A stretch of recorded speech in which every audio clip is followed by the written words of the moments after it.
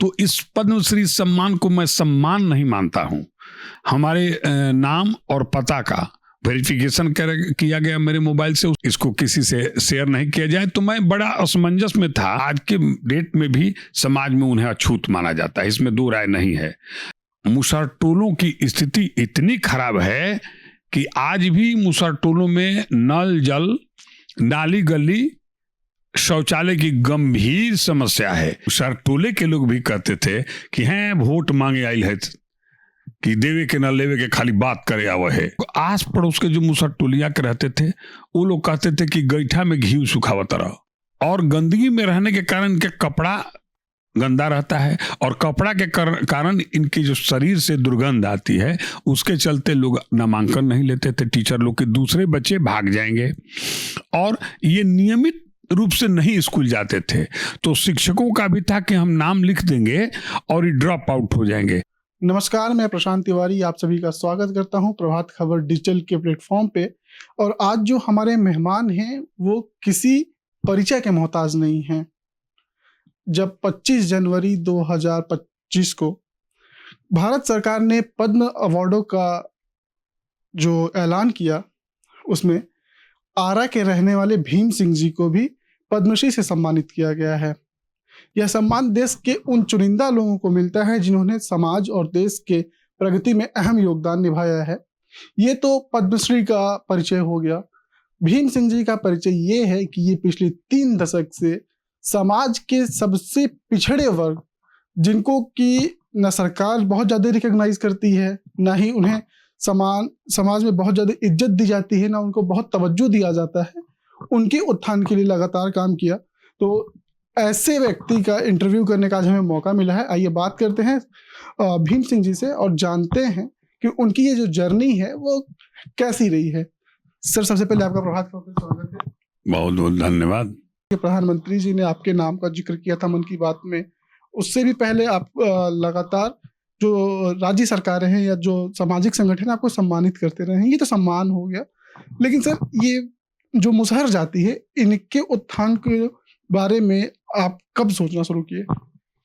देखिए, 2003 में मैं आरा शहर के जवाहर टोला मुसहरटोली में गया था न्यूज के क्रम में। हम 1992 से पत्रकार हैं। उसी समय हम वहाँ की जाकर के ये देखे कि उनकी कई तरह की समस्याएं हैं। उन समस्याओं से मैं रूबरू होने के बाद उनके साथ जुड़ गया। वहाँ प्रत्येक रविवार को जाने लगा और धीरे धीरे उनकी समस्याओं के साथ भी जूझने लगा। और मुझे बड़ी खुशी हो रही थी कि समाज का वह वर्ग जो बिल्कुल हाशिए पर है, गरीबों में सर्वाधिक गरीब है, उसकी मैं सेवा कर रहा हूँ। और फिर समाज से भी काफ़ी मुझे प्रोत्साहन मिलने लगा। और इसी क्रम में धीरे धीरे मैं मुसहर जाति के लोगों की सेवा करते हुए पूरी तरह उनके लिए समर्पित हो गया। ये काफ़ी मुश्किलों भरा रहा होगा, ऐसा तो नहीं कि आपको तुरंत एक्सेप्टेंस मिल गई होगी? नहीं, बिल्कुल सही बात है। शुरू में जब हम जाते थे तो मुसहरटोले के लोग भी कहते थे कि हैं वोट मांगे आई है कि देवे के न लेवे के खाली बात करे आवे है। तो धीरे धीरे वो लोग भी नहीं एक्सेप्ट करते थे। लेकिन जब मैं तत्कालीन जिलाधिकारी 2003 में यहाँ संजय कुमार थे, उनसे मिल करके आरा शहर के 9 मुसहरटोलों में 121 लोगों को पेंशन बनवाया, तो उन लोगों को विश्वास हो गया कि ये काम कर रहे हैं। और धीरे धीरे इसका प्रचार प्रसार पूरे जिले में होने लगा। भोजपुर जिले में वर्तमान में 212 मुसहरटोलियां हैं। और धीरे धीरे उनकी जो रिश्तेदार थे, फुआ, बहन, ससुराल, तो जहाँ जाते थे वो लोग कहे कि हाँ ये भीम बाबू हथिन, ये बड़ी हमने के मुसहरन के काम कर रहे। तो धीरे धीरे मेरा एक्सेप्टेंस बढ़ता गया और मुझे भी खुशी हो रही थी कि किसी भी टोले में आज हम चले जाते हैं तो हर टोले में या तो कहीं से न कहीं से लोग जुड़े हुए मिल जाते हैं और वो अपना सहमति जताते हुए लोगों को कहते हैं कि देखिए भीम बाबू यहीं हैं, यहीं मुसहर खातिर काम कर रहे हैं। तो धीरे धीरे मुझे लोग स्वीकार करने लगे। कठिनाइयां तो बहुत आई। कठिनाइयां तो ये भी आई कि शुरू में लोग आस पड़ोस के जो मुसहर टोलिया के रहते थे, वो लोग कहते थे कि गैठा में घी सुखावत रहो, का मुसहर जाति सुधरे वाला बान। लेकिन पता नहीं क्यों हमको विश्वास था, और धीरे धीरे ये स्थिति हो गई कि आज सभी टोलों में लोग पढ़ लिख रहे हैं। कई लड़के, मेरे नाम लिखवाए हुए लड़के एमए पास कर चुके हैं, और आज तो अब मत पूछिए, जहाँ चले जाते हैं सब लोग बिल्कुल छाप लेते हैं और वो कहते, अपनी समस्याएं गिनवाने लगते हैं। लेकिन बहुत दुरूह स्थिति में जी रहे हैं वो लोग। आज भी उनकी इतनी समस्याएं हैं कि जिनका निदान होने में अभी कम से कम 2 दशक लग जाएंगे। मुसहर समाज के युवा हैं, इनको स्कूल में जल्दी एडमिशन नहीं मिलता था, और उसमें भी एडमिशन कराने में काफ़ी मुश्किलों का सामना करना पड़ रहा था। बिल्कुल सही आपने कहा। देखिए, नामांकन इसलिए नहीं होता, कई कारण थे। थोड़ा सामाजिक कारण भी थे। ये गंदगी में रहते हैं, और गंदगी में रहने के कारण इनके कपड़ा गंदा रहता है, और कपड़ा के कारण इनकी जो शरीर से दुर्गंध आती है, उसके चलते लोग नामांकन नहीं लेते थे। टीचर लोग के दूसरे बच्चे भाग जाएंगे, और ये नियमित रूप से नहीं स्कूल जाते थे।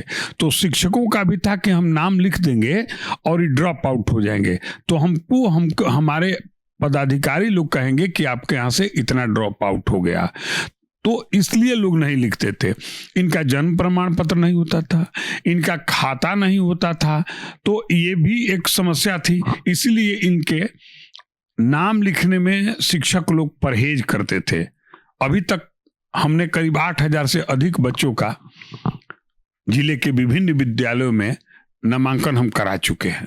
सर, आपको बिहार में जो है, और खासकर इस इलाके में, मुसहरों के मसीहा के उपनाम से भी जाना जाता है। इस पे क्या कहना चाहेंगे? इसकी मुझे जानकारी नहीं है कि क्यों कहा जाता है, और मैं मसीहा वगैरह कुछ नहीं हूँ। हाँ, सेवक कहा जाता तो मुझे अच्छा लगता है। जैसे अभी पद्मश्री जो सम्मान मुझे मिला है, तो इस पद्मश्री सम्मान को मैं सम्मान नहीं मानता हूँ। मैं इसको अपना कर्तव्य बोध मानता हूं। हमको ये लगता है कि दायित्व बोध है ये मेरे लिए यह सम्मान, और हमको यह ऐसा कराया, इस सम्मान के माध्यम से हमारे दायित्व का बोध करवाया गया है कि और इस अभियान में तेजी से आगे बढ़िए, निरंतर आगे बढ़ती रहिए। इसीलिए यह सम्मान शायद मुझे दिया गया है। सर, प्रधानमंत्री ने जब आपके नाम का जिक्र किया था, तब जो है वो आपका नाम एक बड़े फलक पे नेशनल मीडिया ने आपको कवर करना शुरू किया। उस समय सर क्या आया मन में? आपको लगा था कि कभी प्रधानमंत्री मेरे काम को रिकॉग्नाइज करेंगे, भारत सरकार ऐसा? नहीं, दूर दूर तक हम नहीं सोचे थे, क्योंकि हम तो समझते हैं कि मैं बहुत छोटा प्रयास करता था। पिछले 2 दशकों से मेरा प्रयास बहुत छोटा था। भोजपुर जिला, बक्सर जिला, रोहतास जिला और अरवल का कुछ क्षेत्र में हम काम करते थे। तो मैं क्या समझता था कि माननीय प्रधानमंत्री श्री नरेंद्र मोदी जी मेरे कार्यों की इतनी सराहना करेंगे। मैं अभिभूत हो गया था। और हाँ, उस मन की बात के बाद मेरा रिकॉग्निशन बढ़ा समाज में, और सभी लोग यह मुक्त कंठ से प्रशंसा करने लगे कि आप कार्य जो किए, माननीय प्रधानमंत्री ने उसको तरजीह दिया, और बड़े ही निचले स्तर के कार्य को उन्होंने सम्मान दिया है। सर, प्रधानमंत्री के मन की बात में आपका जिक्र होना, और फिर आपको 26 जनवरी की गणतंत्र दिवस परेड में गणमान्य अतिथि के रूप में बुलाना, ये एक बहुत ही बड़ी उपलब्धि है। इसको किस तरह से देखते हैं आप? ये तो हमको यही इसी रूप में हम देख रहे हैं कि हमारे देश के यशस्वी प्रधानमंत्री आदरणीय नरेंद्र मोदी जी कितने छोटे छोटे लोगों को बड़े फलक पर ले जा रहे हैं, और उनका प्रयास है कि 2047 में जो भारत विश्व का सर्वश्रेष्ठ देश बनाना है, तो इन्हीं कड़ियों को जोड़ करके बनाया जा सकता है। और इसमें मैं पूरी तरह से उनके प्रति आभार व्यक्त करता हूं कि हमारे जैसे छोटे कार्य करने वाले लोगों को भी इतनी तरजीह देते हैं। गणतंत्र दिवस परेड जो है वो भारत की अधिकतम जनता जो है वो टीवी पे ही देखती है। कुछ हजार चुनिंदा हजार लोगों को उस परेड को देखने का मौका मिलता है और उनमें से कुछ खास होते हैं जिनको उन परेड को बहुत करीब से देखने का मौका मिलता है। अब ओवरऑल एक्सपीरियंस कैसा रहा? बहुत बढ़िया था। हम भी आज के पहले वर्षों से हम भी तो टीवी पर ही देखते रहते थे और हमको लगता था कि एक बार देखना चाहिए। देश का सबसे महान पर्व है ये, इस पर्व को नजदीक से देखने की तमन्ना जरूर थी और उस तमन्ना को जब पूरी हुई वह तमन्ना तो प्रधानमंत्री के स्पेशल गेस्ट के रूप में हुई। मुझे बहुत खुशी लगी और बिल्कुल नजदीक से तोपों की सलामी ऐसा लग रहा था कि पूरा हम जहां बैठे थे पूरा हिल रहा था और इतना नजदीक से तोपों की सलामी जो दी जा रही थी, लोग जो झांकी निकल रही थी, इतना अच्छा लगा कि अब हम वर्णन नहीं कर सकते हैं। सर, पद्मश्री अवार्ड जो मिला आपको, तो ये तो भारत सरकार ने 25 जनवरी की शाम को किया था, लेकिन क्या उससे पहले आपको कोई फोन कॉल मैसेज या भारत सरकार के अधिकारी मिलने आए थे कि आपको सरकार ऐसा अवार्ड देने जा रही है? हाँ, एक गृह मंत्रालय से कॉल जरूर आया था दोपहर में, लेकिन कुछ क्लियर नहीं था।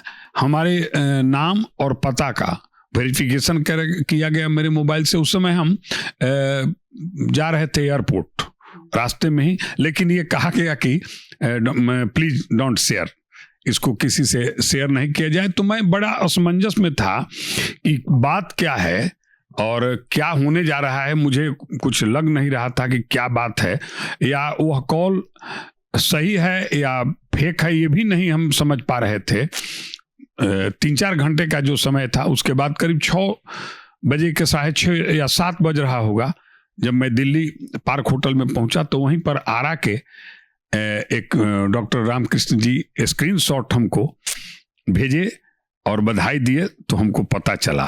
सर, जब आपके नाम पे का ऐलान हुआ पद्मश्री के लिए, तो कैसा लगा आपको? वो जो होता है ना, फर्स्ट रिएक्शन क्या था आपका? अभिभूत हो गया और मैं द्रवित भी हो गया, आवाज मेरी भर्रा गई। लगा कि मैं, चूंकि मैं अपने काम को, आज आपको स्पष्ट बता दूं कि मैं अपने काम को बहुत छोटा काम मानता हूं, क्योंकि मैं नहीं लगता है कि मैं कर क्या रहा हूं। मुसहर टोली में जाना, उनके बच्चों को पढ़ाना, या एक लाइब्रेरी भी हम खोले हुए हैं। लाइब्रेरी 2012 से शुरुआत किए, 2017 में उसका बिल्डिंग बनने के बाद हम 8वीं कक्षा के विद्यार्थियों के लिए एक राष्ट्रीय आय सहमेधा छात्रवृत्ति की परीक्षा की तैयारी करवाए। उससे अभी तक करीब 142 बच्चे वजीफा पा रहे हैं। 87 अनाथ बच्चों का परवरिश योजना, सरकार की एक बहुत बढ़िया योजना है बिहार सरकार की, उससे लाभ दिलवाए।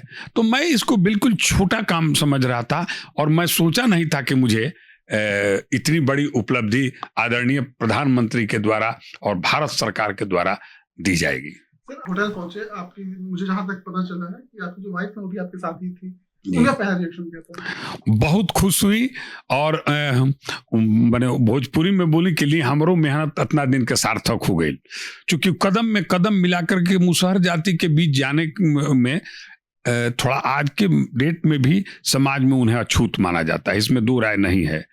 और मैं जाता था, कभी कभी वास्तव में हमारे शरीर से भी उनके साथ रहने से, उनके साथ बातचीत करने से कुछ ऐसा फील हो जाता था कि मैं मुसहर टोली से आ जा रहा हूं। फिर भी परिवार के लोगों ने पूरा सहयोग दिया, मेरे भाइयों ने सहयोग दिया, मेरे परिवार के लोगों ने, और पत्नी का तो काफी योगदान रहा इस अभियान में। सर, जो अवार्ड मिला है, जो अपने 2 दशक का एक्सपीरियंस है, अगर हम इसको कंबाइंड करते हैं तो आप क्या देखते हैं कि अभी मुसहर जाति के नाम पे राजनीति तो बहुत हो रही है, लेकिन उनके कहीं ना कहीं वो दिख जाता है कि आज भी समाज में एक तरीके से अछूत हैं, तो उनके उत्थान के लिए कैसे काम होना चाहिए?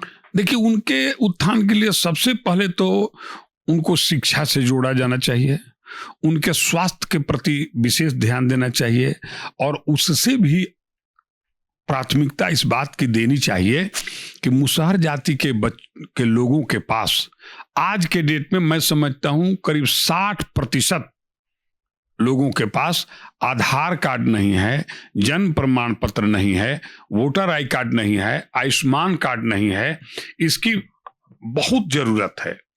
और मुसहरटोलों की स्थिति इतनी खराब है कि आज भी मुसहरटोलों में नल जल, नाली गली, शौचालय की गंभीर समस्या है।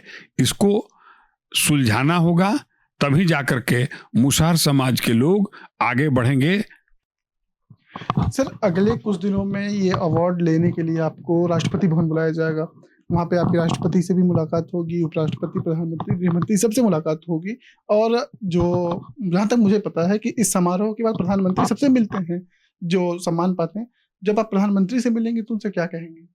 मैं आदरणीय प्रधानमंत्री जी से मिलूंगा तो मैं यही कहूंगा कि मुसहर जाति के लिए एक विशेष आयोग का गठन किया जाए और मुसहर जाति को अनुसूचित जाति में अति पिछड़ा घोषित किया जाए। जिस तरह पिछड़ी जाति में अति पिछड़ी जाति को आरक्षण की व्यवस्था है, संरक्षण की व्यवस्था है, उसी तरह मुसहर जाति को अनुसूचित जाति में अति पिछड़ा घोषित किया जाए। जब तक उन्हें अति पिछड़ा घोषित नहीं किया जाएगा तब तक वे समाज में जिस गति से उनका विकास अपेक्षित है नहीं हो पाएगा। तो ये थे हमारे साथ भीम सिंह जी, जो पिछले 2 दशक से मुसहर जाति के उत्थान के लिए लगातार काम कर रहे हैं और उन्हें उनके इस पुण्य काम के लिए